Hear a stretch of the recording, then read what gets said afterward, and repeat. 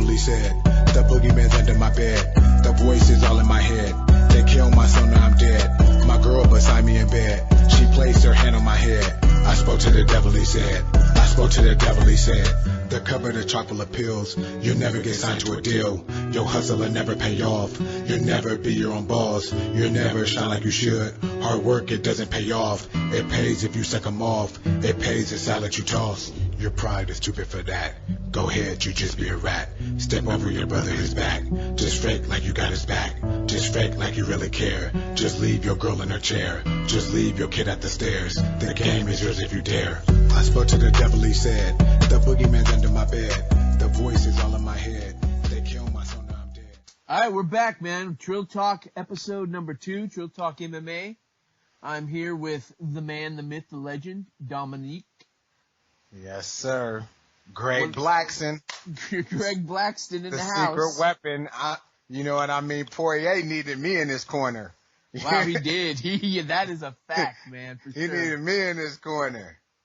I'll tell you what, we talked a little bit during the fights, and, I mean, we'll get to it, but I was a little nervous for Khabib going into that fight because I thought that them fighting in a sauna like that was going to affect his ability to take Dustin down, and more than that, hold Dustin down because of the sweat and everything else. And wow, that did not prove to be the case. Yeah, I didn't think it would be. I didn't think it would be. You know a little more than I do about this game. I'm gonna tell you like this. Let me be honest with you. Some of the worst fucking advice I hear, the worst criticism I hear, the worst opinions I hear, the worst just total thought processes on the fight comes from fighters. And second, from reporters. And to me, it's crazy because it shows me, from my perspective, how many fighters are like a character in a video game, so to speak. You know, like I was just playing Monster Hunter World Iceborne, you know? Yeah. That shit's dope. Just came out with my son. But it reminds me of that. Like, I'm on the outside controlling the character, and the character can't do anything on the that I'm not pressing, so to speak. And a lot of these fighters just do not think for themselves, and it's crazy. I remember way back, like 2002, I think. I went to AKA because this guy was beating up a girl at a party. Nobody was helping, so I whooped his ass, and the girl tried to beat me up. And somebody there saw me from AKA, and they're like, hey, come by AKA, Frank Shamrock here. And I'm like, what? Because I was watching, Pancrase, everything. Sure. So I went by there, and he wasn't even at AK. He didn't even exist there at the time. He had already, left. I'm like, somebody lied to me. But they were like, hey, come, you could do a free session. And I do a free session with some guy and whoop his ass, and everybody's like, what? And I find out this was one of their pro athletes at the time, and I had never done MMA. At the time, I had only done, boxing and kickboxing. Yeah. And afterwards, they put me against some little white guy. I'm like, man, I'm gonna beat this little white guy up. And my friend is there too, my best female friend in the world at the time. And then I go with him 40 minutes, not ever having done any grappling, anything, and get choked. And that guy was Robert Crazy Bob Cook. Oh, shit. And everybody was like, do you know who that is? I'm like, no. They're like, that's Frank Shamrock, best student ever.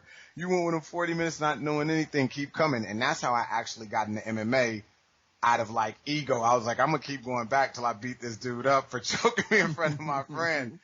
But the point of this story is I beat one of their guys and lasted that long with Bob just off of feeling, not anything somebody else is telling me. And I feel like a lot of these guys, they lose that. It's like their coaches make a game plan, like an A and a B. And if that doesn't work, they have no C, D, E, F, G. Or they can only do what they're told, nothing more. Because I'm looking at the Dustin fight with Khabib, and it was so much, and I see there's so many fights of people doing the basic things wrong. And this is supposed to be the highest level, quote unquote, because I know a lot of guys that I think could beat UFC guys that aren't there, but this is what we see as the highest level, so let's plan that. And I'm like, how can you make basic mistakes that even like your body should tell you is wrong? Do you remember, Dan, one part of the fight? I don't know if you've seen. So Khabib, one of Khabib's favorite positions is the two-handed grip around the waist. You know what I'm talking about? Yes, absolutely. And he likes to shuck under the arm, a basic wrestling duck under to get to the backside, and he likes to step out to the person's free side that's not on the cage, and he continuously knee bumps them to the ground so that they have to keep getting up, carrying the weight, and if he can, he puts the hooks in. Are you following me so far? Absolutely, 100%. Okay, so Dustin at one point was on his back getting up on the cage and gets up, and he has the underhooks, and he's in the middle of getting up, and he puts, like, imagine Dustin's back against the cage and Khabib's head is on his right leg, right? Sure. Going for a double, and he has the under. He takes his right arm and puts his right arm over to the left of his leg. So now his left arm and his right arm are both on the side of his left leg, and he turns to the side. That's putting Khabib in the position he likes to get in anyways.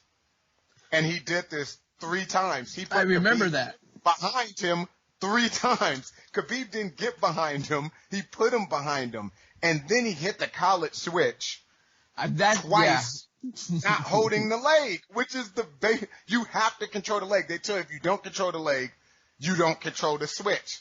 And I'm like, dude, this is basic shit. Just like guys don't know how to get out of mountain and everything. And to me, like, why I told that AK story and about feeling like you should feel like something's wrong to putting 2 of your arms on one side of your leg. Like, just mechanically, body-wise, it doesn't even feel right. It feels like you're in danger and losing control, yet he's doing it. And, man, the mistakes these guys make, Dan, I'm telling you. What do you attribute that to? Do you think it's a sense of, like, panic, or like you lose once your game plan that you've been focused on for so long goes out the window? You just can't put anything together on the fly? Or because, I mean, Dustin is an elite level athlete, and he did things wrong both standing and, like you said, on the ground. I mean, why would you back up facing? I think that it's like Nurmagomedov? this. I'm gonna go deep here because this is gonna get weird. So my family is matriarchal. It's mostly females, and most of them are like doctors, psychologists, sociologists. So I've been around things of the mind a long time. And then at Duke, I studied biological process, physiology, anatomy. So when I watch a fight, it's kind of different. Like, I'm always wondering why guys are getting tired, this and that. I look at it different, you know? Yeah. And what I attribute it to is a couple of things. Like, of course, there's anxiety, pressure, and all these things. That's always going to play a factor because it can attribute to a lapse of concentration. But like I was just saying, one thing is people get, like they start to, there's a point where you can do programs so much that a person loses themselves. And that's what I love about Tony Ferguson, because Tony Ferguson will technically fight you or say, fuck it, and fight you. Just like Nick Diaz, Nate Diaz, and even Conor McGregor will get to that point. You know, for better or for worse, they still have that. Like, most of these guys that people look at as fighters are athletes that learn fighting techniques. There's a difference. But and Dustin, I felt like he was a fighter, learning fighting techniques, and now he's going like too far. Like when I first started myself, I was always brawling. And then when I first learned all the techniques, I became too passive. Like like Mayweather, where you're like, boo, you know? And it took me a long time to put both back together where I'm passive aggressive now, and I keep the technique, but I'm like, fuck this, what's up at the same time. And it's hard to find that for some guys where you still following your body and what your body wants to do, and not just all about, okay, this is what was programmed in the gym and everything. And another thing I contributed to is it reminds me of Hydra Gracie, when Hydra Gracie the best grappler. Him and Marcelo Garcia, it's an argument up in there who's the best grappler ever so far. And when he shut everybody down in this whole jiu-jitsu debate, and he said, hey, 90% of what I know does not work in MMA. And he contributed what does work in the MMA was the same thing that made him the best jiu-jitsu competitor. He sticks to the basics. And if you look at Marcelo Garcia, he's innovative. And a lot of these guys are innovative. They're trying spinning back fix, spinning back kiss, these flying these, blah, blah, blah, blah, blah. You see all this bullshit. If you look at Marcelo, he was an innovator. You look at Hydra, he beat everybody with the basics. And I think a lot of these guys, if you watch them, even guys they call black belts, quote unquote, they don't know the basics. You see them get mounted and they don't know the hip escape. You see them get rear naked choked. Like I was telling Tree, right? I was watching the fight and there were so many times Dustin almost got choked, making the same mistake. And I was telling it to her. I was like, he's going to get choked. And I thought it was going to come sooner, actually. And right before the time he got choked, I said, he's about to get choked because he was looking straight down. He was looking down, and they tell you with a rear naked choke, when somebody's on your back, you never just look straight ahead. Like he's looking at the ground straight ahead. You always tuck your chin, and you always, there's three things. Tuck your chin, hand fight, and you always look towards the hand, never the elbow. And he did like everything wrong. And these guys don't drill the basics enough. Yeah. I almost got a sense watching it, and I don't know, but I got a sense watching it that the moment seemed a little too big for Dustin. He didn't show up like I thought he would. Now, like I said, I told you, I think Nurmagomedov's the best lightweight in the world, bar none. I think that if he's going to lose the belt, it's going to be because he makes a silly mistake. But I thought that Dustin didn't look like he was prepared during that fight. The things he was making the mistakes, like you said. But I just felt like it seemed like the situation was almost too big for him. You know what it is to me? Fucking, like, it's one dude, and I copied him a lot because I'm a student of the game. And I would always watch people fucking, like, they don't do what they normally do when they're worried about a wrestler. And I was always like, man, I don't want to be like that because, I'm a striker. And the dude that changed me where I wasn't like that, it was Karo Parisian. Yeah. Karo Parisian, if you look, Karo never sprawled, like the typical sprawl. He was right there, and he met the shot with his hips. Boom, and he met it. And if you remember Karo, he was hard to take down. But he did it different. He just met force with force, like his hips with the force to take down. Boom, stop you in your tracks and fight it from there and go back to doing what he was doing. And I was like, man, that's a whole different approach. I'm going to fuck with that dude right there. Yeah. I want to do what he's doing. And that's when I became cool with him and Karen Deribedian and all those guys. And I was like, man, okay. And they showed me how they do it. And that's what you have to do. Because if you sit there and worry about somebody shooting in on you all the time instead of doing what you do, first of all, if you do what you do, it makes it harder for them to shoot in. They have more to worry about. Just like, do you remember when Anderson Silva, well, of course you remember, but Anderson Silva was outstriking everybody. And yes. I was always saying on MMA Junkie Radio when I was on there, co-hosting all the time, I was like, he wouldn't even do as good if people weren't worried about it. Because if you're sitting there like, man, this is Anderson, his striking's the best. Now, if his striking is like a video game, he got a 300 and you have a 250, that's not too far off. But because you're worried about it, you're going to be using a 50 instead of the 250 you have. Mm-hmm. And now Anderson don't look like a 300, he looks like a 5. And essentially that's what happens when you're worried about the takedown on somebody. You're like, man, I got to worry about this. Now you're not punching. Now you're not kneeing. Now you're not kicking. Now you're not elbowing. You're just sitting there worried about it. And that's what Dustin was doing. And then on top of that, his mistake was he wasn't striking like usual. Then he was backing up when Khabib likes to shoot when you're near the cage. Anyways, then he's doing everything wrong against the cage. And I'm like, this is crazy. You can see it in all areas if you pay attention. Like, if you look at, I like looking at old school athletes, old school like wrestlers, bodybuilders. They were more fit. Like, I do all these studies on like anatomy and stuff, and they say that people back then were actually more fit and stronger than people now. And that was like before, even way before all the steroids. And if you look at boxing used to be 20 rounds, then 15, now 12. Yeah. And people get tired now before they even get to 12. And back then, people could fight 15 and 20 with full cardio. And it's like, okay, why do we have more technology now, but people were more fit then? And it's the basics.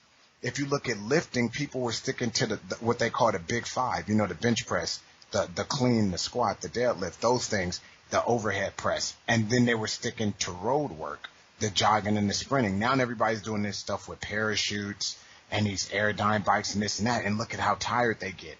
And they hiring all these bullshit people. And I'm like, wow. If you look at it, dude, I trained with Nick and Nate for years. I tell you like this, they got some of the best cardio in the game. They don't never do that shit. They put in the road work. I was at Floyd Mayweather. He put in road work. I was with Andre Ward. He put in road work.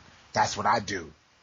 And it's like I just feel like people are straying too far from proven things to test new things that are unproven, like these hyperbaric chambers and all this. And I know I'm kind of going off topic, but semi-on topic. But I just feel like whether it's the fighting or the cardio and just the whole everything that encompasses getting ready for a fight, I feel people are strayed at this point too far from the basics. That's and interesting. I feel, and that's just how I've seen it for a long time. Yeah. Because he could have stopped Khabib with the basics. He didn't hand fight. You know what I mean? The first things I was learning is, somebody back here to the cage going for his takedown, spread your legs wide so they can't get to both. Hand fight, push the head down, or reap the head up with the cross face. He didn't do or use the power half. When you get two under the arm, when a person's too strong, two under the arm, turn them to the left or the right, depending on which side the head is on. He did none of that. Yeah, and these are the first things I learned about wrestling. I'm like, whoa, dude. And you supposed to be S-level fighter? Come on, man.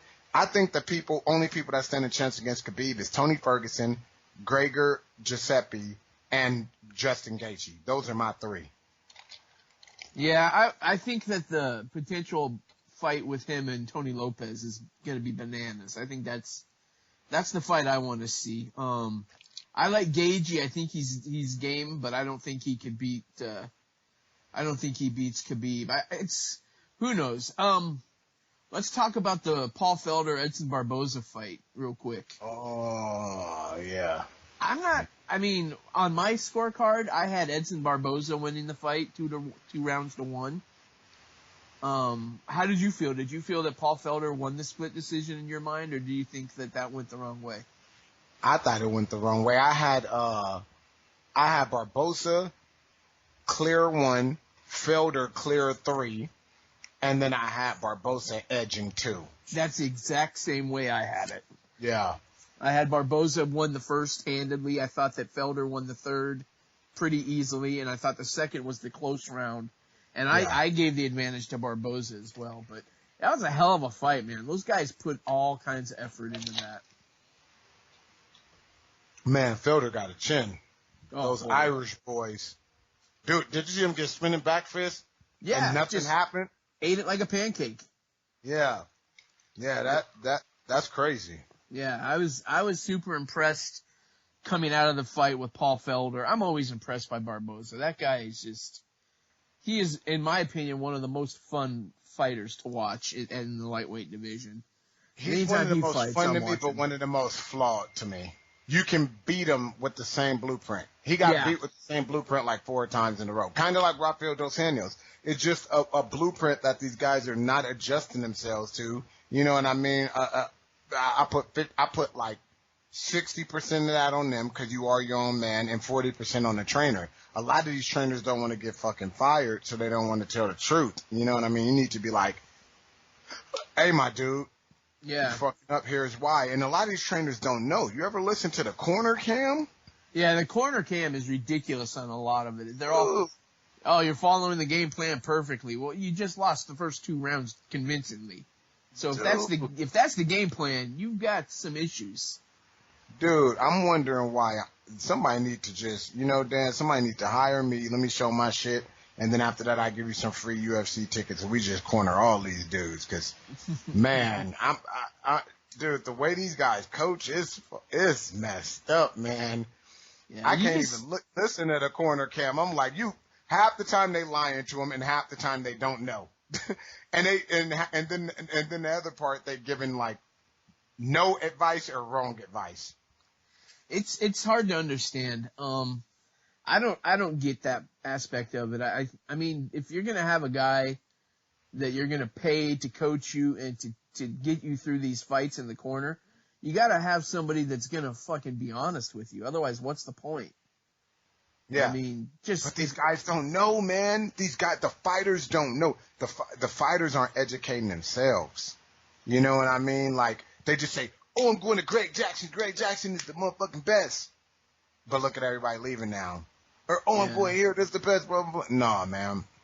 Nah, that ain't how it work. I think you just have to find a fit that's right for you and find coaches that aren't going to bullshit you and surround yourself with people that have your best interest in mind and in heart. And I don't think that's as easily, done as it is said. I think that there's a lot of teams out there and a lot of trainers and a lot of coaches that are just, they're just looking to get from fight to fight and make their money. And it's not what it should be. I mean, the good trainers out there are few and far between. And they are. You see it in the corner work. I mean, listen, some of these guys might be great inside the gym in terms of helping you game plan, helping you get ready for a fight. But the X's and O's, you need a coach. You need someone there in your corner that if things don't go the way you planned it, can adapt on the fly and say, okay, well, here's what I'm seeing. Here's a reaction to what I just witnessed rather than what I put together on paper before the fight started.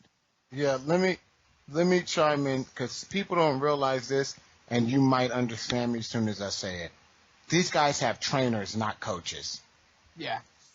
Okay, I knew you would get it. Yep. These guys have fucking trainers and not coaches, and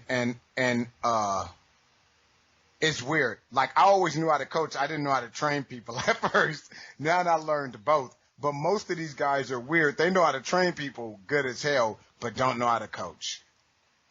Yeah, and it's a big difference. And another thing, these guys look for too much from large gyms. You know what I mean? I've found that small gyms have like the personal attention you get accounts to way more than like, here's the thing, I could go to American Top Team right now, train with Mastodon, everybody under the sun, that's good. But if they ain't putting no time into me, I'm not going to get any better. I get tougher, not better. Yeah. And you need the skill, like Bernard Hopkins. If you look at Roy Jones Jr. and Bernard Hopkins, right? So Roy Jones Jr., when he had the athleticism and everything, he was unstoppable. And Bernard Hopkins was very good, even when they were both young. They got older. Roy Jones Jr. started getting slept by everybody, and Bernard Hopkins still could last because he built the skill. Why Roy Jones Jr. was tough, and most of his skill was innate. He was an athletic freak. Yeah, wow. And like athletic freak times 200. But you have to have the skill. That's what gets you by. You know what I mean? And these guys, they in these gyms, man, even how much time you really think they're getting? Even somebody like Poirier at American Top Team with how many people they have, there's only so much time in the day, and when you have however X amount of guys in the UFC who all have fights scheduled, who all need coaching, who all need that dedication, sometimes you have to wonder whether or not everyone's getting as much individual attention and planning as they should. Yeah, and here's the part that people don't consider: energy. Yeah. If your energy wanes, your focus wanes. So let's say that I'm training you and you're my fifth dude at ATT that day. There's no way I have the focus with you that I had with number 1 and number 2 of that day. Yeah, it's obviously, yeah. Anybody who has any kind of job can relate to that. The last, few things you do during the day aren't as sharp as when you first got there, and that's how it's going to be. It's not supernatural. I'm going to give you an example. Bone Crusher, Mark Diakase. he was at that small gym in London, and I liked that guy. He went to the UFC, looked like shit, and I was like, dude, I was watching you. You know what I mean? I like seeing black folks get in the UFC because it ain't a lot of them. So I'm like, yeah, do good, black man. And I'm like, yeah, he in there, and he just didn't look good.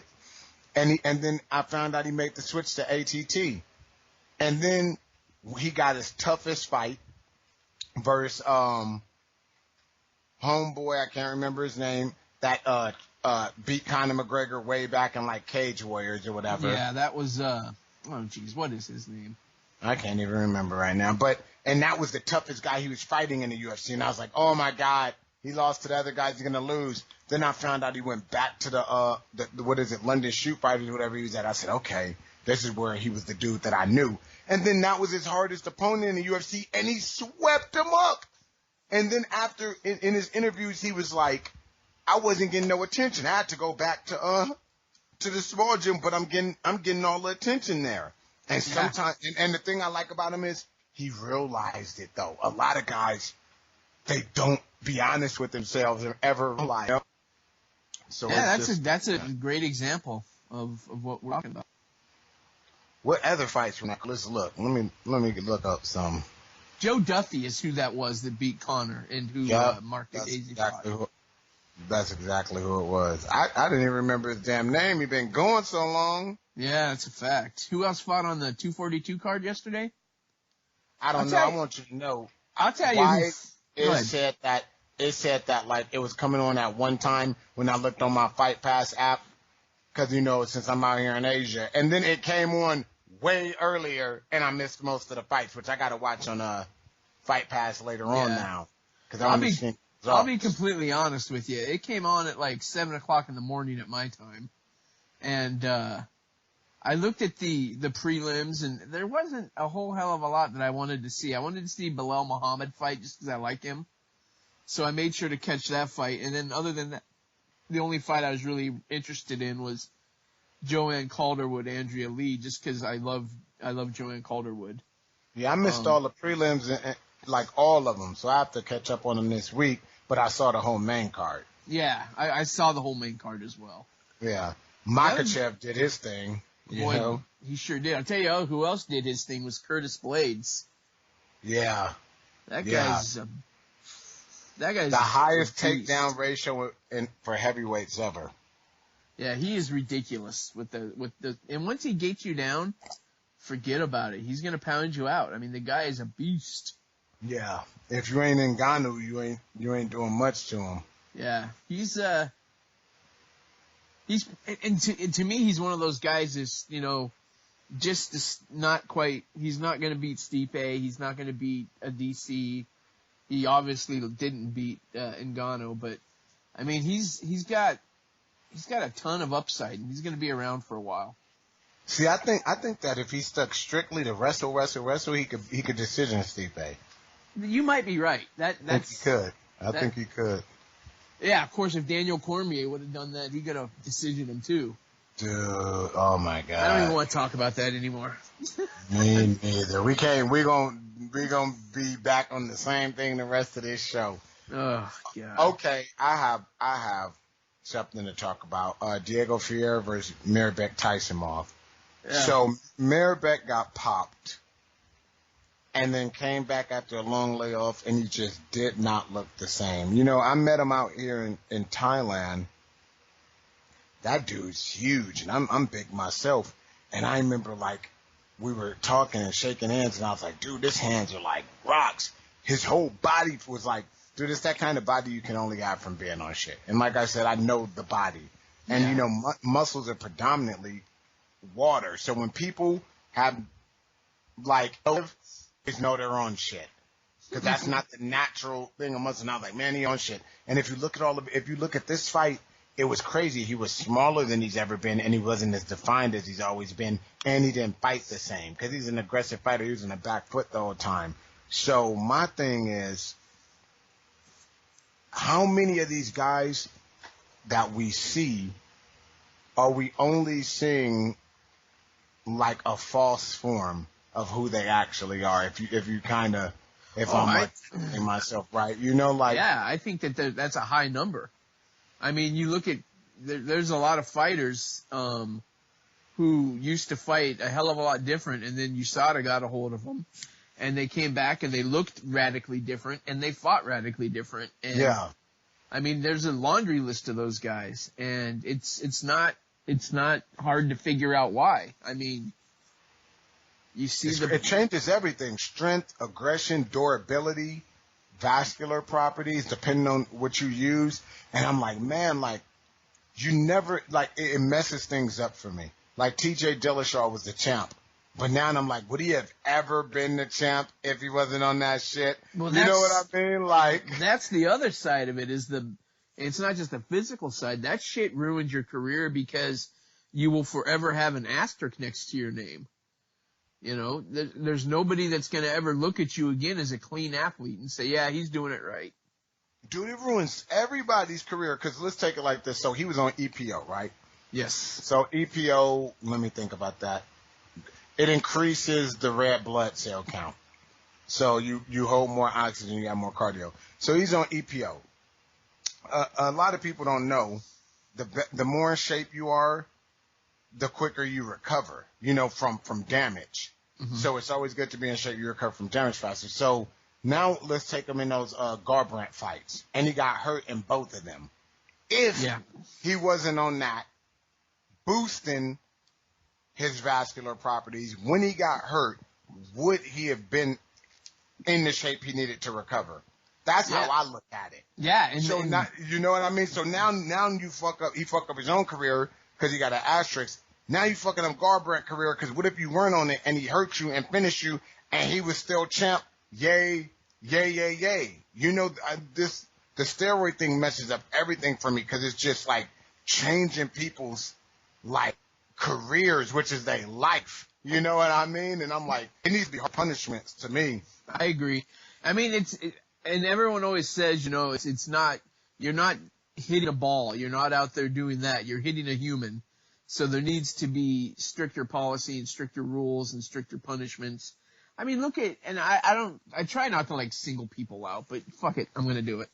Look at Vitor Belfort. I mean, I knew you were going to go there. He did permanent damage to Michael Bisping's eye.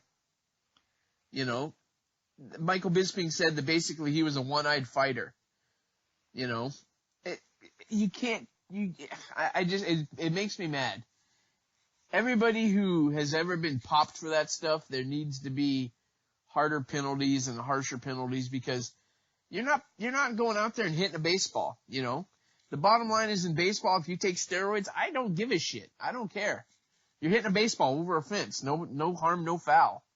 But these guys are like physically damaging each other. And if you take a shortcut and you cheat to achieve that in a more effective and violent fashion, you deserve what you get. I agree. See, and everybody always looked at it just as like, oh, you're doing the damage to him. That was always number two to me. Mine is you're damaging dreams and legacies and careers. That was always more important to me. You know, as a fighter, we're going to take the damage. Fuck it. But like when you have a guy who was champ and he's not champ, and now you have to wonder, would he have still been champ like Garbrandt? And think of the money that Cody Garbrandt's lost. Yeah, that's what I'm saying. You lost a legacy. Now you had like no defense or whatever. Now you could have been on your second, third, or fourth. Exactly. You lost money. You lose sponsorship. You lose reputation, and reputation equals money in sports. You know, you lose notoriety. And you start getting critics. You know what I mean? Like, absolutely. It's crazy. And that's the thing that in terms of the penalty, like T.J. Dillashaw is going to sit out his 2 years. Okay, congratulations. You're losing things now too, but you cheated, so you deserve to lose those. What repercussions does Cody Garbrandt have to come back and say, hey, look, what about what I lost? Where do I get restitution for the things that I lost due to his cheating? Yeah. And there is none. There's none of that. So I don't know, man. It's crazy. What I feel like, this is how I feel. I feel like if you get popped one time, 2 years out. If you get popped the second time, you're out the UFC. It's and weird. ain't no coming back. And I also feel like this, and most people be like, that's kind of extreme. I feel like if you get popped for steroids even one time and you were ever a champ, they take that shit off your record. You were never a champ. You know, and most people be like, you can't do that, but I say fuck you to those people. Watch sports, because if you look at the Olympics now, you see how many Russians are getting their gold medals taken. That's getting caught for steroids way later. Yeah, you they're know what swiping I mean? those things left and right. Yeah, Man. yeah. I'm like, man, give To me a me- gold medal. Like, let me borrow one. And the thing is, I feel like you like if you were a champ, you get popped. No, you were never a champ. Go get clean, come back 2 years later. Now you got to become a champ this time, and it counts. It needs to be harsh, and I feel like the fine should be something ridiculous where you like, fuck, I never want to do this again. I lost all my rankings as a champ. I'm out 2 years, and I got fined like $1 million or something crazy like that. Man, Here's my problem, and it's not a problem with anything that you're saying in terms of the harshness of the punishment. I simply have an issue that I don't trust USADA. And I don't think all drug failures are the same. There's a lot of fucking shady supplements out there that the guys are taking, and I believe it. I believe it to be true that there are some of these fighters that have pissed hot for things, that took a supplement, that didn't know that such and such was in it and whatever. But if you're on gear, if you're on steroids and you pop for a steroid, sorry, you get what you get. You shouldn't do that shit. Yeah, the thing is, I tell you like this, there is shit with stuff in it you don't know. You remember Zions when they were sponsoring the UFC? Fuck yeah. Dude, so I was taking this one Zion supplement, and I went fucking crazy, and I didn't know why I went fucking crazy. And then after that, when it comes out, hell of the Zion supplements had shit in it. I don't know if you remember that. And that's why UFC like split up with them. Hell of they supplements had shit in it. But I took some Zions, and I was mad about nothing. I was like making a bowl of fucking cereal, and then like, you know, like pouring the milk. I'm like, the cereal's wet. Even though the milk isn't going in and it's supposed to be wet, and I'm like mad about it and shit. Dude. Don't worry about Dom. He's on that Zion shit. Zion's had me on some other fucking shit, man. That's I don't know funny. what was going on with Zion's. Then when it came out, I said, oh, fuck. But the thing I hate about USADA is they will pop Billy Bob and get his dude the worst punishment ever, and then they will excuse John Jones. Well, yeah, that's we talked about this yesterday for a while too. I don't know what the answer is, but I know that you have to have one, in my opinion at least, you have to have one body that does the independent testing and another body that takes those results and issues the punishments and levies the suspensions and all of that. And it can't have anything to do with promotion. It can't have anything to do with these crooked athletic commissions. You have to have a government agency of some form that is a separate entity entirely from the people that are doing the testing. And those people are the ones who need to determine the penalties and all that, because it's horse shit. Look at, a perfect example of John Jones and Frank Mir both popping for the same thing. You know, John Jones is back fighting. Frank Mir, he had to sit out, you know. He lost millions of dollars because of it. No, let me tell you some shit you might not know about. So, when you talk about they have to do an outside entity, like it can't be the promotion or like it has to be, you don't even understand how true that is. So, ONE FC, you know, they talk about they test everybody, blah, blah, blah, blah, blah. I tell you like this, I'm in Asia. About 90% of dudes I train would be on shit. Especially when I was in Phuket. It was probably like 95% of the dudes. And I shit you not, like 95. The main gyms there are all next to pharmacies where you can buy the highest grades of steroids of any type for a fourth of the price of the U.S. And I found this out because I went to get a non-steroidal anti-inflammatory, like an NSAID, and some dude started ordering shit right there, and I was like, what? And this is when I was first in Thailand. What? And I found out. And I said, no wonder why everybody look ripped, you know? And ONE FC is saying, like, oh, we test people, nobody in here is on shit, blah, blah, blah. But I knew guys fighting in ONE FC that I was training with no shit. I'm like, what? So this was going on years ago. So recently a dude, my homeboy, Will Chope, he fought the most of anybody in Asia. He comes out while they saying this recently, and he's like, nah, it's people on that shit. You guys don't work with USADA. Why are you saying you work with USADA and WADA and all this other stuff? You guys are all in-house. You test who you want, don't test who you want, you ain't testing. So the owner writes him back online like, oh, you know, that's not true. You work with USADA, blah, blah, blah, blah, blah, blah, blah. And then starts to sue him. Like, oh, I wish you well. And threatens to sue him, like, take down the post or you're getting sued. So Will Chope has to take down the post. USADA finds out about all this and comes out and say, hey, we have nothing to do with you guys. So what are you talking about? So it's like, wow, all this shit's bullshit, man. Whether it's all bullshit, they need to, I don't know what the real solution is. Because I tell you like this, if it's in-house like ONE FC, it ain't getting done. And if it's USADA like UFC, it's getting done, because I don't want to say they haven't cleaned up a lot, but it ain't getting done fairly. Yeah. And it ain't always getting done right. So I don't really know what the solution is. I know UFC is closer than ONE FC, because ONE FC, man, they hire their own refs, they own judges, they own I don't trust anything like that. You know what I mean? Sure, I don't trust anything where the owner of the promotion picking all this shit up. Nah. Nope. So I don't know what the solution is, my man. I don't either. I wish I did, but I don't know the solution. But I know that, you know, you're playing with everybody's career, and you got to have it figured out, because what's been happening with USADA has proven to not been how it should be. It hasn't been an even playing field for everybody, and people like to use John Jones as like the lead example of that, and rightfully so, because I mean, that guy, whatever. I mean, he's failed what he failed. The guy says he took a dick pill from someone that he, you know, gave to him that he didn't know what it was. You're a fucking professional athlete. You have a responsibility to know what you're putting in your body. Dude, let's be real here. Why the fuck would he be taking a dick pill? Now, he's a 28-year-old professional athlete.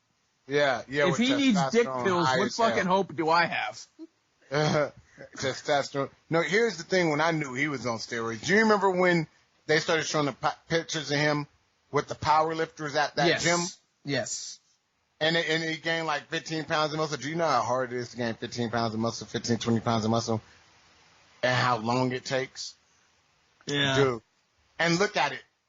Frank Mir was looking the same way. Remember when Frank Mir blew up like that? Absolutely. And he blew up like that in like 2 months. You ain't gaining no 15, 20 pounds of muscle, no matter what trainer in this world you have, without no shit in no 2 months. It's like, come on, man. And John Jones is tall and skinny. He's like an ectomorph type. How'd he go from that to looking like a tall mesomorph? And I'm like, dude, you on that shit. I'm about to make a website, domdog.com. I'm about to start looking at all the fights when people were clearly on steroids and turning those wins to losses and getting people true records, man. Because it's a lot of people got records that they were just cheating getting some of these wins, man. It's cheating, crazy, man. You know how many people I fought? I'm not gonna say the names, but UFC guys I fought and beat and became cool with after, and then after you become cool, they just talk more freely with you. They're like, yeah, I was on steroids when I fought you. And I'm like, I fucking knew it, dude. And they just open with it like after you become cool. Dude, so many dudes are on shit, man. Yeah, I mean, it doesn't surprise me at all. I mean, the steroid business and the you know, the businesses that I'd like to have a piece of is the covering it up business, the masking business, because that has to be let me get in on that. Let me get some money from that. No shit, because as much as these guys are doing and passing tests, there's got to be some incredible masking agents out there. Yeah, that should cost. Oh, fuck. Yeah, I mean, it is what it is. Steroids isn't going away, obviously. Cheating's not going away. We just need a more effective way to deal with it. But it's easy to say. I don't know the answer, and I don't know that we're going to get an answer that everybody's satisfactory, but I'm not trying I to, want to talk about something. I got something to talk about that's hear it. interesting. Okay, I've been reading all this stuff, and everybody talk about Khabib being unbeatable and, like, the god of lightweights. I don't look at it that way. And I'm like, am I the only one in the world? Because, so one thing I noticed I looked at differently as well, you remember when Conor fought Khabib, right? Sure. So Conor fought Khabib, and everybody was like, man, he got mauled, he got smashed, he got fucked up. And I was like, am I high? Like, I was wondering if I was high, because I see this from 100 people online. And I'm like, why am I the only one that don't see that fight like that? I did fight, and I saw Conor do a lot of things well, and I saw Khabib taking hits and this and that, and I had a whole different view about it. And I was like, man, this was Khabib's most competitive fight outside of Gleason Tibau. Let me put that in, you know, because I think Gleason beat him. But outside of that, I'm like, man, this is the first round he lost officially. Everything, like, how are people dogging Conor? And then when I see him fight Dustin, and everybody's 100 of 100, I look online saying like it was flawless too, and I'm like, dude, I saw so much shit he did wrong when Dustin went at him aggressively, where if it was like Gaethje or somebody, that was good night. Or like Tony Ferguson, you know, and I'm like, dude, do you remember what was it, round 2? When Dustin went off on him, I believe. Yeah, he hit him with a nice right hand and then caught him with a second right. Yeah, and then went and started throwing all those combinations, and Khabib had both his hands back, leaning backwards, and looked like panicked, and he had Khabib against the cage, letting off more combos, and he was on the run. You remember Khabib was on the back foot, getting just combos thrown at him, and I'm like, dude, that didn't look good, you know? And yeah, he does not always look good when he's defending strikes. He puts his hands down. I mean, there was a couple that Dustin threw that just barely missed Khabib, and it wasn't because Khabib did anything to block those or parry those. It's just because they were a little bit short. But yeah, Khabib's shortcoming is for sure when he's heavily pressured and he starts taking some shots, he doesn't defend well. But the other side of that is the guy's 28-0. So he does have moments where he has issues, and he might, until somebody can bridge the gap between I had a 30-second window of success versus Khabib to I was able to beat Nurmagomedov, I'm going to go ahead and say that the guy's the best there is. And I don't think Justin Gaethje can. I think if Nurmagomedov and Gaethje fight 10 times, Khabib wins 10 times. See, let me give it to you from how fight. I see it. I'm going to give it to you how I see it, the Greg Blackson report. This is how I see it. All right. Because I hear what you're saying, but I look at things a little different. I take, like you said, it was only those moments, right? And let's also not, before you continue, let's also not forget, Dustin had him in a very deep guillotine choke. Yeah, that was deep. But the 30 seconds, though, I look at it like this. What are the commonalities? Facts. So you're right. It was Michael Johnson did what? He went forward. Yes. Dustin Poirier did what? He went forward. Conor did what? He went forward. So the 3 times you see Khabib look uncomfortable, and let's just say that's 90 seconds of 27 fights. The 90-second commonality of him getting cracked, hurt, or looking uncomfortable and panicked was when the 90 seconds that someone went forward on him. That's what I look for. I don't care about somebody doing something comfortable. If Khabib is going forward, already know he's going to look good. If Khabib got you near the cage, already know he's going to look good. If Khabib got you on your back, already know he's going to look good. If he on the double or the single on you on the cage, already know he's going to reap the body. Already know he's going to high crotch, and if you got good balance, trip the back foot. I've seen it all before. If you stand up, already know he's going to knee bump and then try to put the hook in. I've seen it a million times. I know what he's good at. But what about when you make him do something he ain't comfortable? And all of that 90 seconds tells me a lot. Now it's just going to take the guy that says, I don't give a fuck, and goes towards him. And to me, Gaethje, Ferguson, and Gregor are the three guys that have that mentality. I don't see anybody else in the lightweight division that does. Did you see what Gaethje did to Barbosa? Sure. He didn't give a fuck. Who do you see leg kicking back with Barbosa and like, what's up? And then just crack his shit. Gaethje nobody. Don't care. And Gaethje doesn't use his wrestling offensively. He uses it defense. You don't see anybody just taking Gaethje down like that. And then if you look at Ferguson, Ferguson on the ground and Poirier are worlds apart. And Ferguson is the scariest fight for Khabib, in my opinion. Me too. It always has been. And if he almost choked him, take Ferguson, who's bigger than Poirier and longer than Poirier and better at jiu-jitsu, and his specialty are choke variants. Now let's put him in that same position. Would Khabib have gotten out? Maybe. Maybe not. I bet you it would have been a lot harder. And the other thing is, you will not see Ferguson backing up. You won't see it. He fights everybody I agree with the you. same. Even dudes I think he should back up, he ain't backing up. You won't see it. So now you have somebody that's not whatchamacallit. That's not letting Khabib do his best thing. He wants to go forward. Oh yeah, be scared of me. I'm gonna take you down. That just makes it that much easier. And if you look at that, the Poirier one, I look at that one like even more than the McGregor or the Michael Johnson one, because it wasn't just a moment like McGregor or Michael Johnson. It was an extended moment.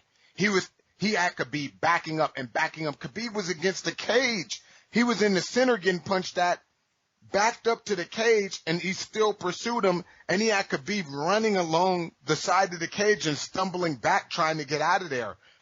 We've never seen that before. You know, I hear what you're saying. I understand that was like a 10-second moment of him backing up looking panicked. And I was looking at it like, whoa. And I was like telling Trill, oh, is he about to get knocked out? It was crazy. Now take somebody who has that mentality the whole fight. That's like, fuck it, let's go. I hear what you're saying. It makes sense. If you look at the times that Nurmagomedov has had issues, it's with fighters who are Tony is like completely cut from that cloth the whole time. His style is custom made to give Khabib fits. My problem is this: until I see it happen, I don't believe it can happen. And I just think that Khabib is just, I think he's on another level, man. And I think that despite the fact that Tony Ferguson is going to come out like a bat out of hell and charge forward and do everything else, I think that it's a zero-sum game. You play with him, Nurmagomedov is eventually going to take you down, and he's going to use superior positioning when he does that. And listen, I'm saying this. If Dustin Poirier almost got him in the guillotine and almost submitted him, if Tony Ferguson puts Khabib in that Darce choke of his, it's a fucking wrap. Yeah. But see, I feel like you misanalyzing like I see everybody. Here's how I look at it. We've seen Khabib fight jiu-jitsu guys and beat the fuck out of them.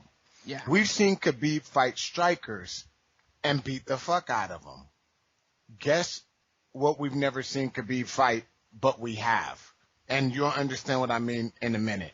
We've never seen Khabib, and you could go look at his record after, fight a person from a wrestling background. That's what we haven't seen yet. But the reason why I say we haven't and we have, Gleason is not from a wrestling background. He's from a jiu-jitsu background that happened to make wrestling his best part of his game. And when did we see Khabib the most uncomfortable ever in his career that almost everybody says he lost? It was versus Gleason. And I still think he lost that, and most people do. That was the most uncomfortable he ever looked. And it's versus the guy who made wrestling his strength, not from a wrestling background. What's the commonality in Ferguson, Giuseppe, and Gaethje? They're all from a wrestling background. And 2 of the 3 of them reached Division I, which is Gaethje and Giuseppe. Yeah. So now we see how bad Khabib did with the guy not from a wrestling background that learned wrestling well. Now he has 3 people who are from a wrestling background. And if you take one of them, it's a Division I guy who's a murderous puncher in Gaethje. A Division I, a high-level guy who has murderous jiu-jitsu, I don't give a fuck attitude, unlimited cardio, and good strikes in Ferguson. And then you have a damn near Olympic trials guy, Division I, 3 or 4-time All-American in Giuseppe, almost the highest level of wrestling. Those are the dudes. So people feel like they haven't seen Khabib, like you just was like, I haven't seen it. But really, if you take the wrestling part of it, we all have. And he didn't look good. But now people haven't seen him fight a wrestler in so long. Nobody's thinking about that. Like, we're watching a grappler fight a jiu-jitsu guy. We're watching a grappler fight a striker. To me, he's supposed to win. Because I would pick a high-level wrestler that knows some jiu-jitsu over just a jiu-jitsu guy almost any day. Sure, absolutely. I would too. And I would pick a high-level grappler over a guy that's mostly a striker almost any day too. So Khabib, to me, is winning fights. I expect him to win. I want to see him fight the guys who fucking can wrestle too. That's what I've always been waiting for, you know? Yeah. And people, the casual fans aren't even looking at that of the guys he's fighting in their backgrounds. Dustin's a boxer. You know what I mean? Whatchamacallit's a kickboxer, Barbosa. Rafael Dos Santos is a jiu-jitsu guy.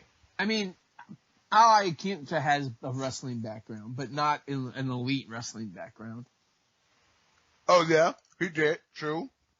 But I mean, for that matter, you could say Pat Healy has a wrestling background as well.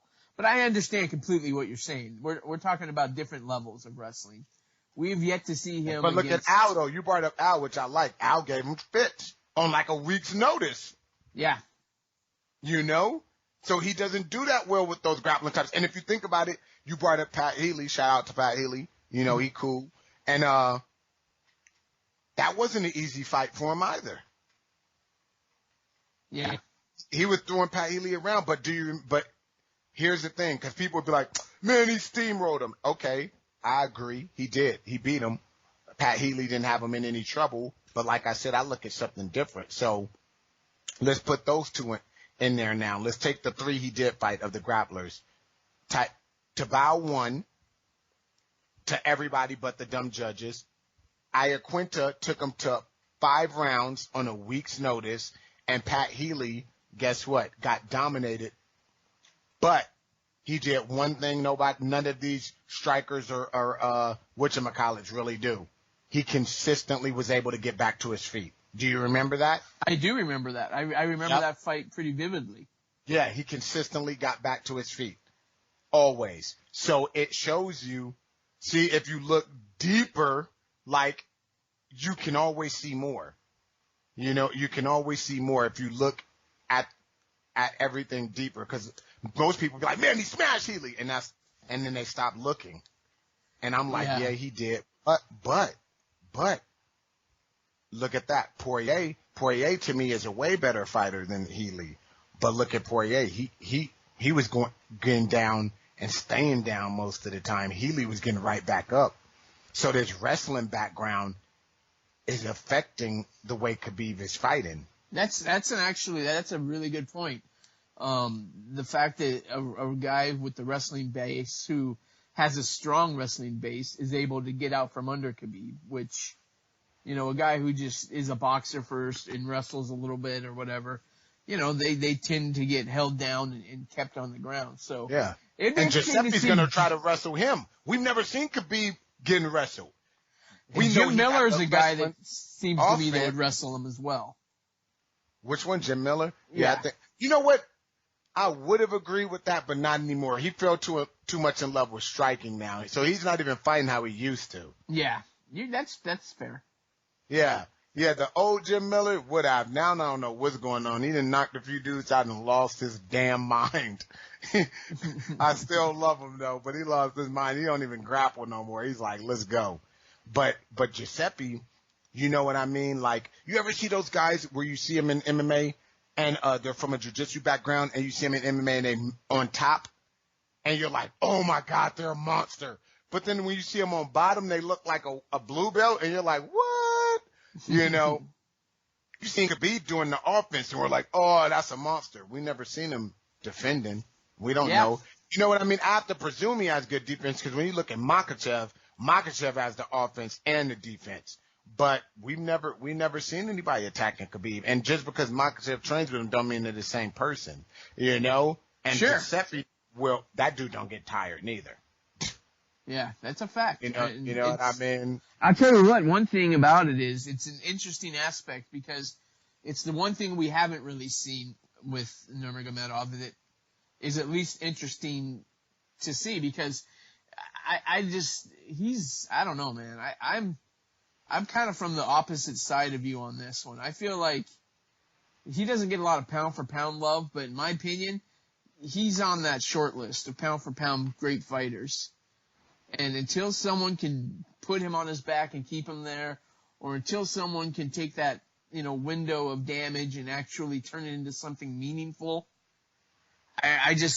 I'm skeptical. And I understand what you're saying. I understand the, analysis and everything else, and I think that you're right when you say Tony Fernandez and Justin Gaethje, those guys present the kind of style that could potentially be troublesome to Khabib, but I just don't think that Gaethje's at the level to do it. I think Tony Ferguson is, and I think that's the most interesting fight left to make it at lightweight for sure.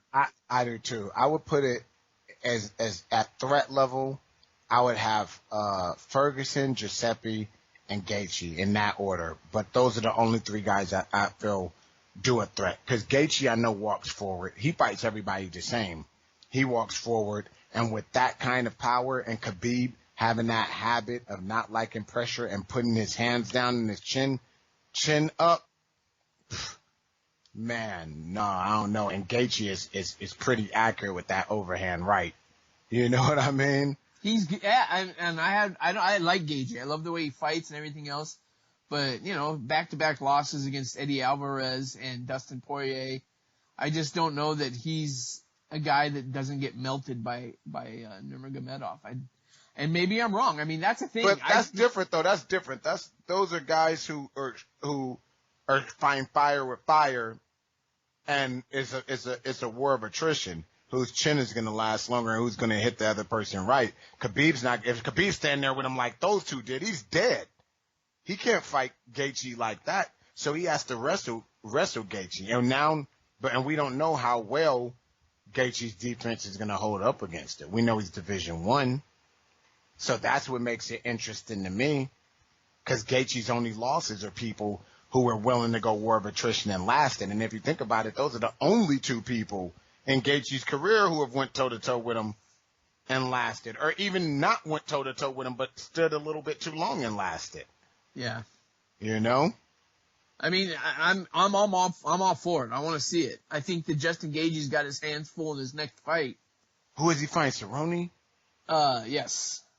Oh, I want to see if I think he's going to knock Cerrone out. I think Cerrone's going to submit him, but that's just... You do? Yeah, and I think it's in just like a week. It's coming up pretty quick. I think he'll knock Cerrone out because Cerrone stands up tall.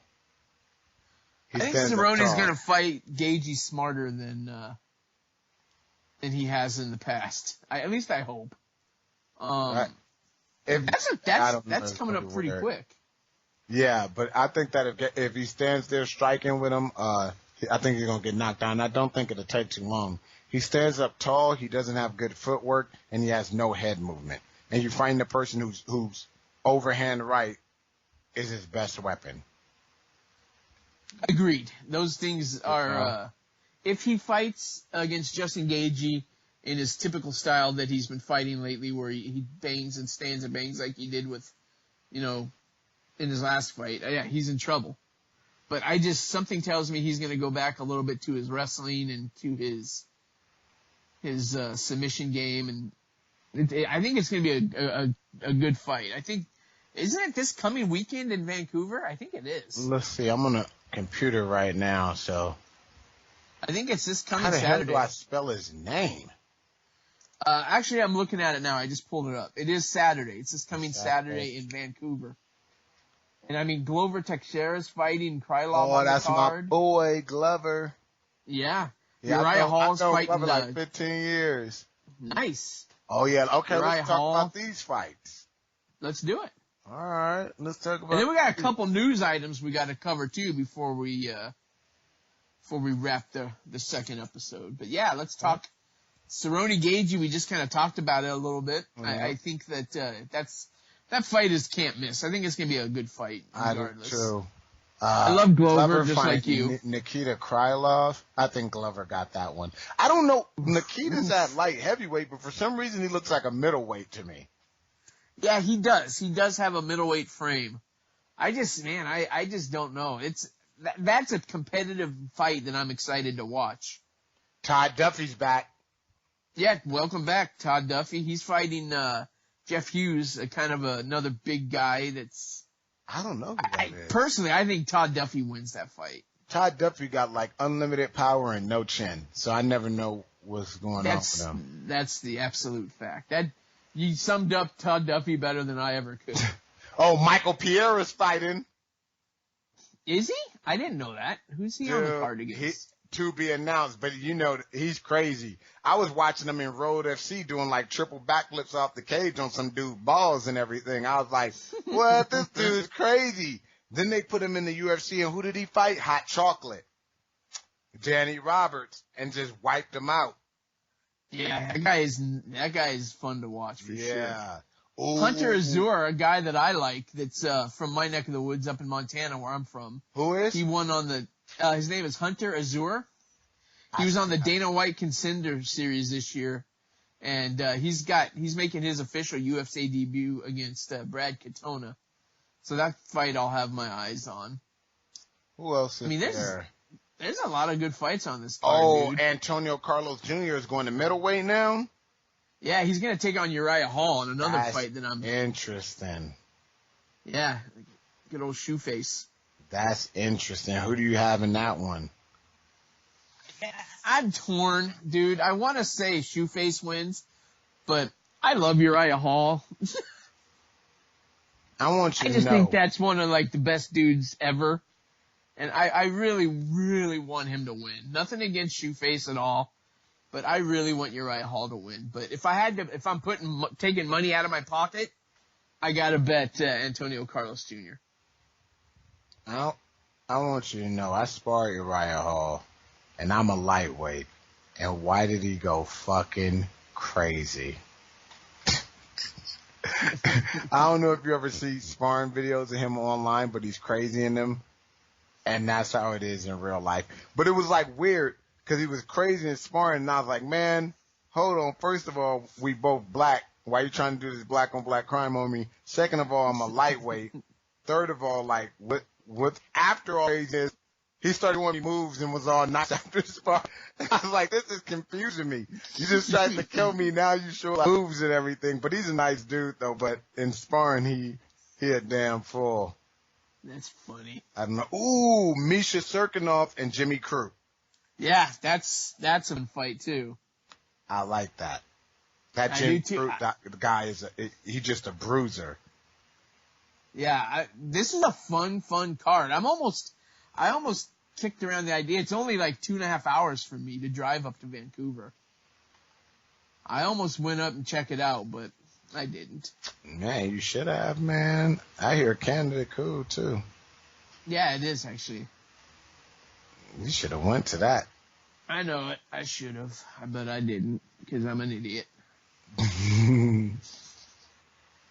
But yeah, I'm definitely, I love the card from top to bottom. I'm way more into the card this coming Saturday than I was to UFC 242, to be honest with you. I love the Nurmagomedov-Poirier fight on paper, but the rest of the card for me didn't really interest me a whole hell of a lot. I mean, there's obviously a few fights that I wanted to see, but this card coming up in Canada is just, it's bananas. Oh yeah, I want to see this one. I heard there were some good finishes on that the UFC card though. Some pretty good ones. Dude, there was one. I'm trying to remember who it was. It was Zaitar? Yeah. Yeah. Dude, yeah. he killed a guy. Dude, I know.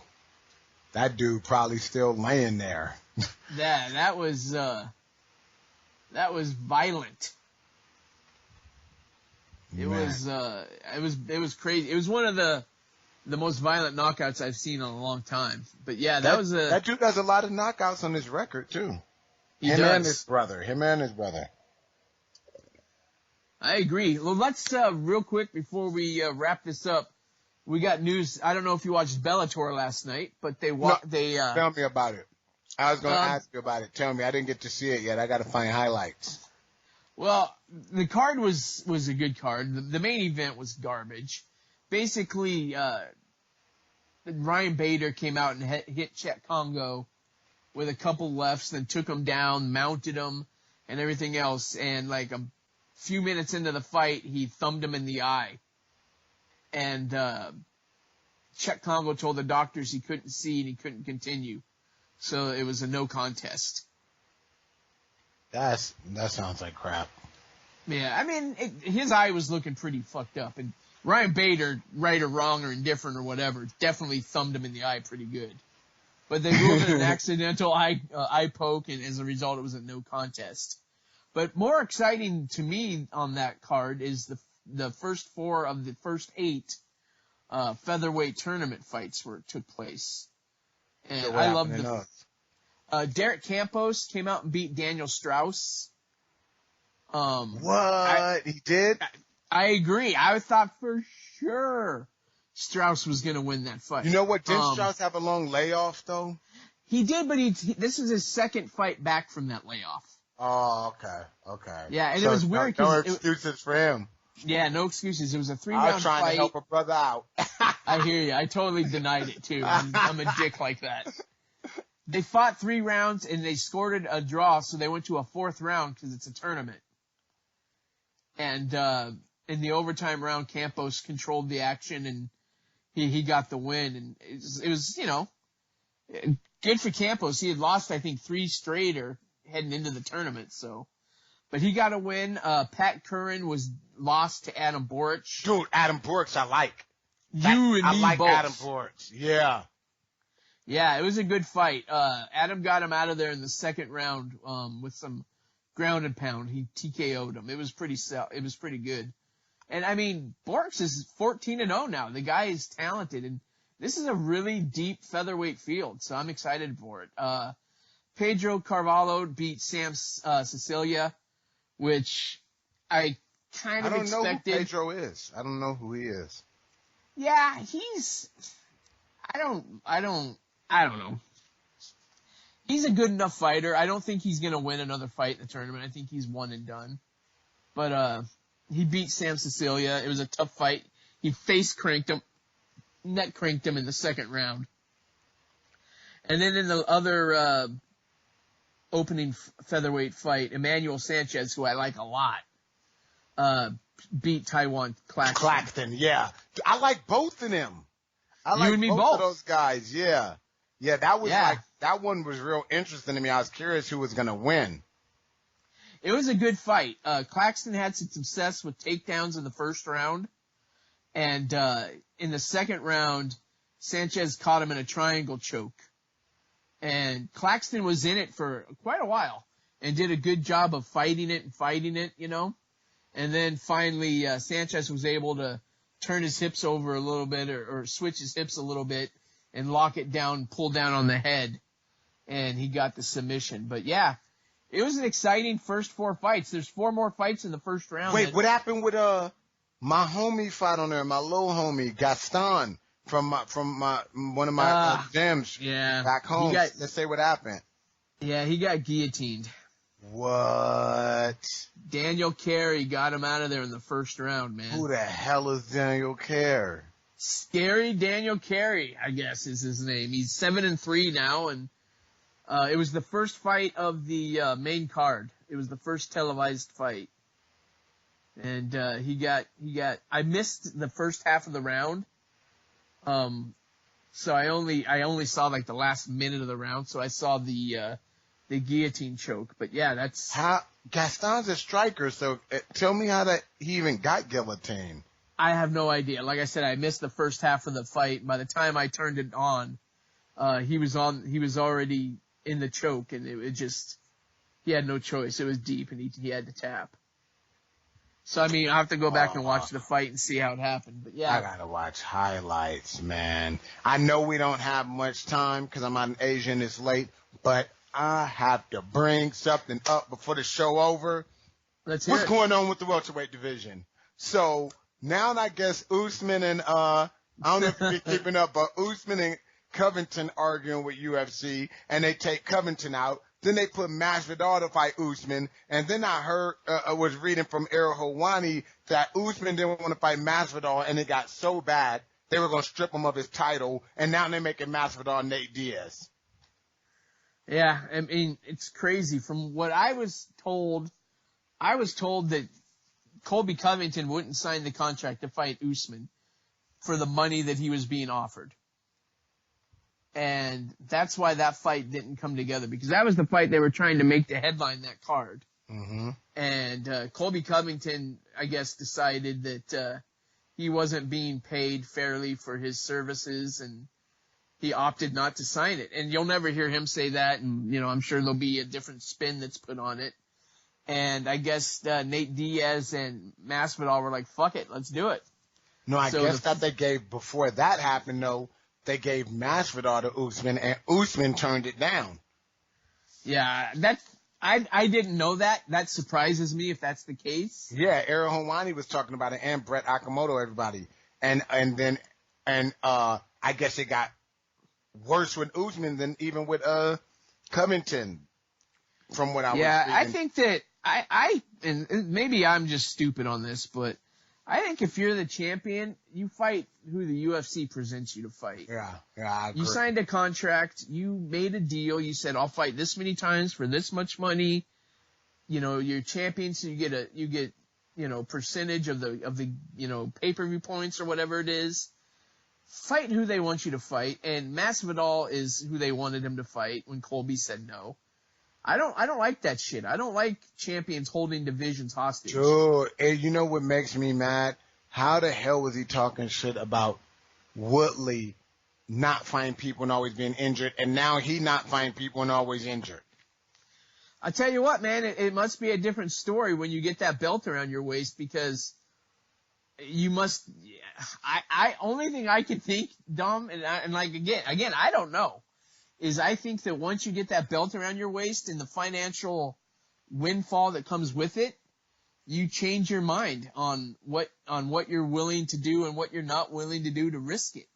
And I don't think that's the heart of a fighter. I think if you're a fighter and you're the champion, you're a fucking fighting champion. You fight who they ask you to fight. Yeah, here's how you'll never hear.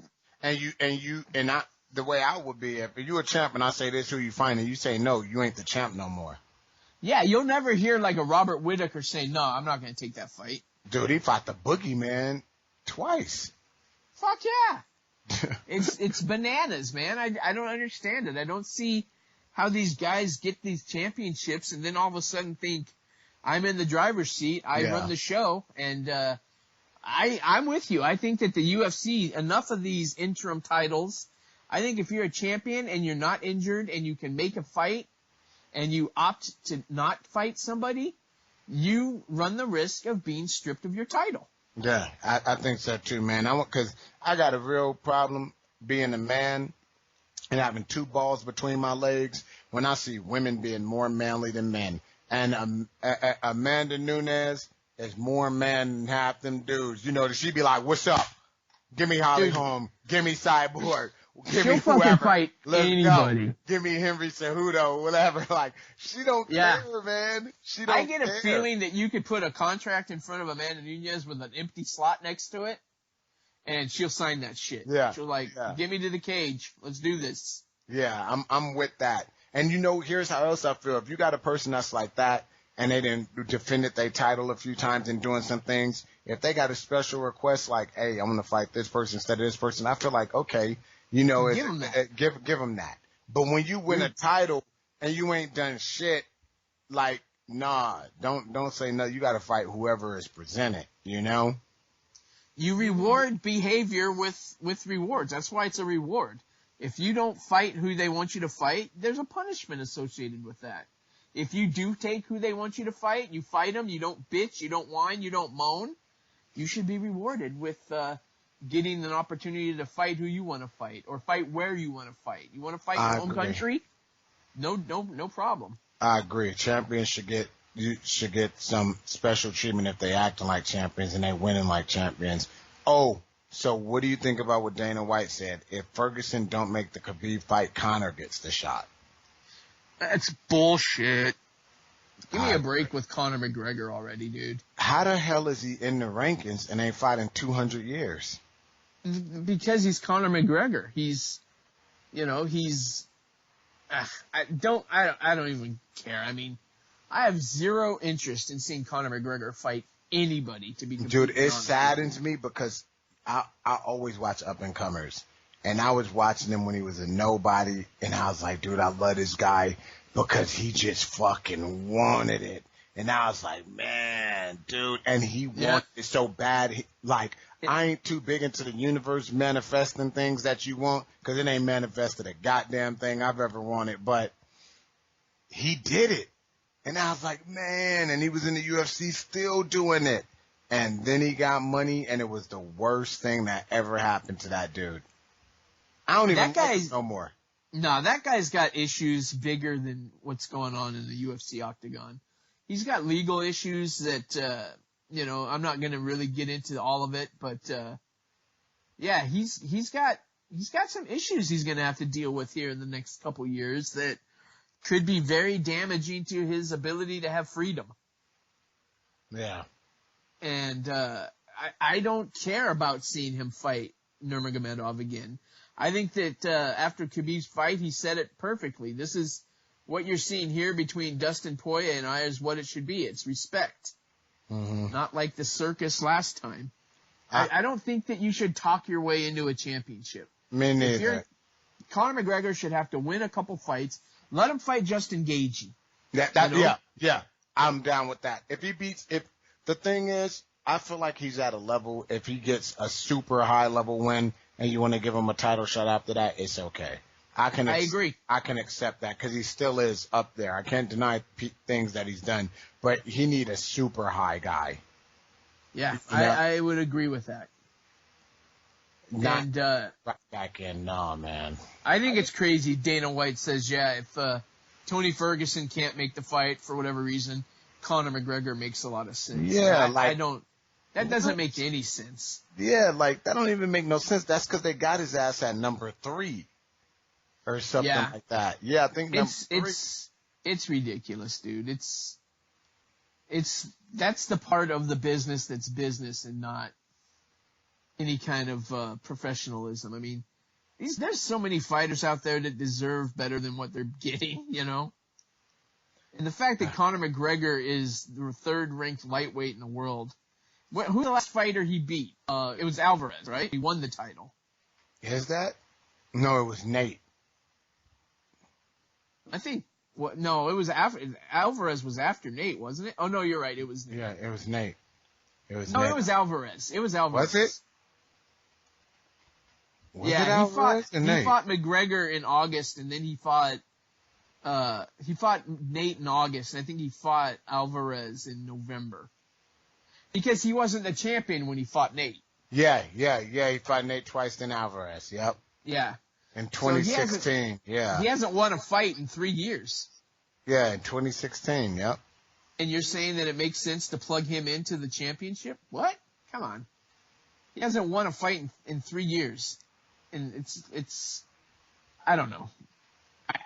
Whatever. The Dana White is in the Conor McGregor business, and he will always be in the Conor McGregor business. Those two make each other a lot of money, and at the end of the day, that's what's going to. And I don't even like that Alvarez win, because here's my thing: I don't like how you could be at 45 and then go up to 55 and get an automatic title shot. I feel like I don't give a damn if you're a champion in another weight class. It don't count for the weight class.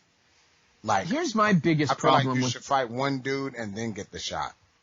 Here's my biggest problem with Conor McGregor, outside of the fact that he's just a world-class asshole.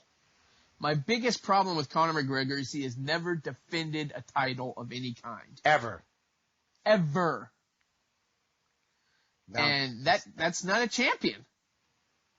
I remember Matt Hughes said, and Matt Hughes is another world-class asshole, but Matt Hughes said that, or maybe it was Pat Militic, one of them said that you're not a real champion until you've defended your belt once. And I agree with that in a lot of ways. Until you defend your belt, you're not really solidified as the champion. See, that was Matt Hughes that said that. I never agreed, because it's like if you fight your way, like, let's think about it. Tony Ferguson on the 8-fight win streak or something crazy. If he wins the belt, why wouldn't that make him the champion? Well, I feel like there's different levels of being a champion. You're the champion, technically. I mean, if you leave the octagon with the belt around the waist, you're the champion. But I'm saying, in my mind, I don't see you as a solidified, like, this guy's the shit until you defend your title. Yeah, I don't look at it like the person is shit neither. I look at him like I got a lot of respect. They a champion. Look at Tony Ferguson. I think he should have been got a title shot a long time ago. He beat pretty much everybody in the damn lightweight division worth the shit. But, you know what I mean? If you become a champion, I respect it. But when you defend once, twice, three, all it's doing is building my respect for you as a champ. You know? I think, that's probably a better way to say it. You build your legacy as a champion. Yeah. By defending your title. When he was saying it, he was literally saying it like you ain't shit till you defend it. And I'm like, Matt Hughes, keep your racist mouth shut. You know? I didn't want to hear it no more. I liked Matt Hughes when he never used to talk and he was just on steroids and would slam people around. Well, that's the Matt Hughes I think everybody liked. But it just turns out that a lot of people don't know. I mean, if you're just a casual fan of the sport, you don't know when these guys are assholes. You know what I mean? Yeah. So true. it's like, until you actually put in some time and do some research and talk to these people outside of the octagon and learn who they are, it's tough for me to be a fan of someone that handles themselves in certain ways. I've always, and I've told you this before, the people that I like and that I truly respect, it's more for what they've done outside the octagon than what they do inside the octagon. I mean, yourself, Jake Ellenberger, Shane Burgos, those are the guys that I consider like top-notch people. And it's for how they are outside of the cage. What you do inside of the cage makes me a fan. You know, I'm like anyone else. But I'm not going to fuck with you unless you're a good person. Yeah, that's how I am too. I could just, like McGregor, I could just lose everything once people just lose their damn minds. You know, I'm like, forget this. And I don't anymore. I can't do it. Conor McGregor, man, he's got some issues that he needs to get fixed.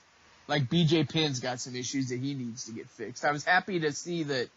Obviously, I wasn't happy to see he got into another altercation, but I was happy to see Dana White say that after the altercation, he's not going to give BJ Penn the UFC fight against Nick Lentz. It's just crystal clear that he needs to, get his life together outside of the cage. Dude, BJ, he shouldn't be fighting anybody. Yeah, and Dana White finally came out and said, yeah, it's not going to happen. That's good. But let's see if he sticks with it. He says a lot of shit. Well, yeah, I mean, Dana White is known for not fucking telling the truth. I mean, that's pretty much his MO. We'll see, man. We'll see. I think he's going to let BJ fight. I hope not, dude. BJ Penn is obviously, in kind of a crisis mode situation. I just hate to see it. I hate to see fighters. And you know what? People talk about legacy and all that shit, and I'm never gonna be the guy that tell a professional athlete when he should hang him up. I'm just not gonna be that guy because I've never stepped in the cage. I've never done a training camp. I've never done those things. So I respect what they do too much to try to tell them as an armchair fan, you need to retire. But I see you've lost 7 in a row. I see you've lost 9 of 10. I see you, BJ Penn. I see you getting in fights out there in the bars and in the streets and getting sparked in the street, Yeah, my thing is if you care, you got to say something. I love Diego Sanchez. I love Diego Sanchez. If I never see Diego Sanchez in the octagon again, I'll be fucking happy about that. See, he's still fighting. He's still putting up a fight. So I'm okay with it. BJ ain't even up until the Clay Guida one, he wasn't even putting up a fight. Yeah, I hear you. I'm buddies with Jens Pulver, and towards the end of Jens Pulver's career, every time it came out that he had a fight coming out, I was just like, no. That's how I was. And I love Low Evil. Oh, dude, he's one of the best guys ever. Yeah. Just a great guy. And that's how I was. I love to watch him fight, but I don't want to continue to see him fight. And that's how I feel about a lot of fighters. And I feel like if you're in a friendship with one of them and you have a relationship that's a genuine relationship with one of them, then sure, you can say, yo, man, I don't want to see you in there anymore, dude. It hurts my heart to see you go in there and lose. But as a casual, someone who, in my opinion, is a fan and a half-ass reporter, I'm not gonna tell a fighter that I don't know, hey, you need to retire. It's not. Yeah, no. It's a respect factor that I just won't do that. BJ needs it I feel like if a guy isn't competitive anymore, they should retire. Like Jens, I feel should retire. BJ, I feel should retire. Diego, I'm like, okay, he ain't looking too bad. It's all right, Yeah, Diego's still scrappy as hell. Yeah. And when I say him, I don't mean that because he's washed up and taking too much damage, blah, blah, blah. Well, he's taking too much damage. Yeah, he is taking too much damage. I just don't want to see him get to that point. You know what I mean? Yeah, I know what you mean. So I think that certain there's guys that have proven themselves. They don't owe anybody anything. You know what I mean? And I don't want to see him continue to walk out there and make the walk and fight if it poses but a higher risk than what fighting normally does. I don't want to see it. Yeah, I agree. But Diego ain't hanging up no time soon. He out his damn mind. Yeah, he's batshit crazy, and I love him. Well, I gotta wrap it up, man. It's 12:30 a.m. Gotta go to work, people. There you go. Gotta go to work. So, next time, we got to discuss Nate Diaz Masvidal too. For sure, dude. I got so much to talk about on that. We'll probably we have to do these more often. We really do, man. It's tough with our time difference and everything, but I'll make it work. You know what I mean? Let's try to do like 2 a month or something like that. Yeah, I think we should bang another one out after that Vancouver card. I'm down. I'm down. We're gonna have a lot to talk about that. So. Well, now we have a good time. 10 in my time, we could start. That'll make it easier. It works for me too, man. I just roll out of bed and turn on the laptop. Then let's just shoot news up on the page so people get entertained. Yeah, we'll do that for sure. We'll start being more interactive on our social media. And that the last word is give us a follow, man. Find us at Trill Talk MMA on Twitter. Find us at Trill Talk MMA on Instagram. I'm at Dan Rose MMA on both. Dom, give them yours. Mine at Fallen Angel 510. That's Facebook, Twitter, Instagram, SoundCloud, YouTube, everywhere. So get at us. Yeah, I'm gonna fire up a Trill Talk MMA Facebook page too this week. Yeah. I promote everywhere. So let's get it. Find us out there. We want to entertain you guys. We also want to interact with you guys. We'd like to answer some fan questions. We want to build an audience with you because we're going to tell it like it is. Always. Keep it Trill.